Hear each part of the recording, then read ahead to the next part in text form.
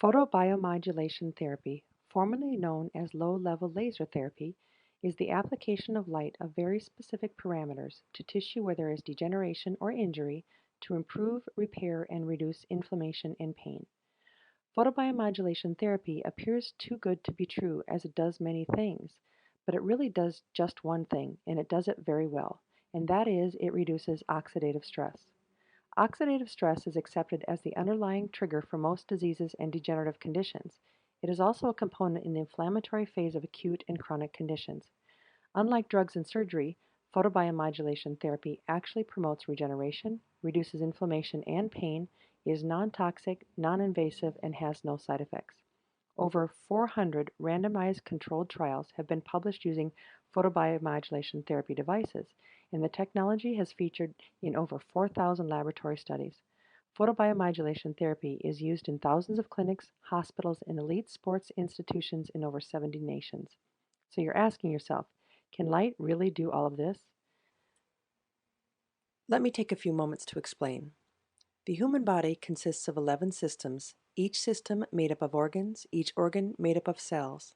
As a matter of fact, your body has over 37 trillion cells, each individually programmed to perform thousands of functions daily.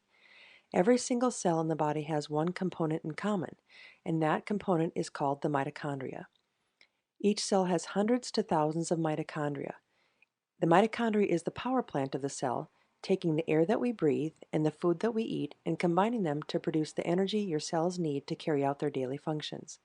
This cellular energy is called ATP, which stands for adenosine triphosphate. Each cell produces over 10 million ATP molecules every day. This process occurs in a very organized manner in something called the electron transport chain. In the very last step of this chain lies an enzyme called cytochrome C oxidase. It is the receptor site for oxygen from the air that we breathe. When oxygen attaches, ATP is produced when everything is going well. Now let's talk about when things are not going well. Our cells are exposed to conditions every day that can cause the production of free radicals. This can result from things that are good for us as well as those things that can be bad for us. For example, exercise, our digestive process, chemicals, infectious agents, nutritional imbalances, biological imbalances, and lack of oxygen can all cause the production of free radicals inside our cells. Remember the enzyme cytochrome C oxidase and how oxygen attaches there to produce ATP or cell energy? Well, not only can these free radicals also bind with cytochrome C oxidase, they actually have a higher affinity for that enzyme than oxygen does, attaching there and blocking the oxygen absorption. This decreases the cell's ability to produce ATP in the quantity necessary, the equivalent of not having enough gas in your car to get to work. Well, our cells naturally neutralize these free radicals with rest and antioxidants from our diet. However, when the free radical production is greater than the body can effectively neutralize, a bad thing starts to occur. The cell cannot produce enough ATP necessary to complete its daily functions. This further stresses the cell and triggers a production of an even more damaging free radical called reactive oxygen species. Have you ever seen an apple turn brown after you cut it in half, or a piece of metal rust?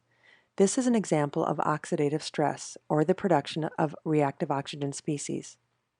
Unresolved oxidative stress is accepted as a key component in the inflammatory phase of acute and chronic injuries, accelerates the aging process, and is the underlying trigger for most diseases and neurodegenerative conditions. These can include disorders such as Parkinson's and multiple sclerosis, even Alzheimer's, gene transcription errors leading to cancer, heart and blood vessel disorders such as heart attack, heart failure, arteriosclerosis, and cardiac ischemia, lung conditions such as emphysema and lung cancer, chronic fatigue syndrome, fibromyalgia, cataracts and vision disorders, inflammatory diseases such as arthritis and inflammatory bowel disease, diabetes, kidney disease, skin lesions caused by sun damage, autoimmune diseases, and the list goes on and on. Wow. So how can light affect all of this? It turns out our cells respond to light just like plants do, very specific colors of light, particularly in the red and near infrared spectrum. Remember the receptor site cytochrome C oxidase and all of those free radicals?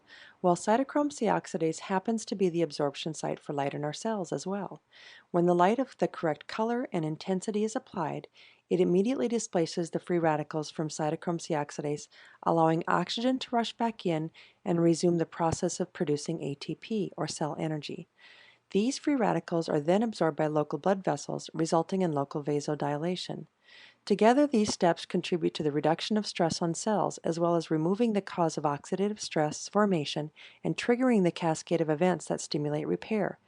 Doesn't it make sense that if we can reduce oxidative stress, increase circulation, increase energy production, and trigger repair all at the cellular level, it would be beneficial for our overall health? Are you now asking yourself, is there proof? Well, in over 400 randomly controlled trials and 4,000 clinical studies, photobiomodulation has demonstrated that the application of light can promote tissue repair, reduce inflammation, and reduce pain. You can also visit our testimonial pages to see real-life outcomes.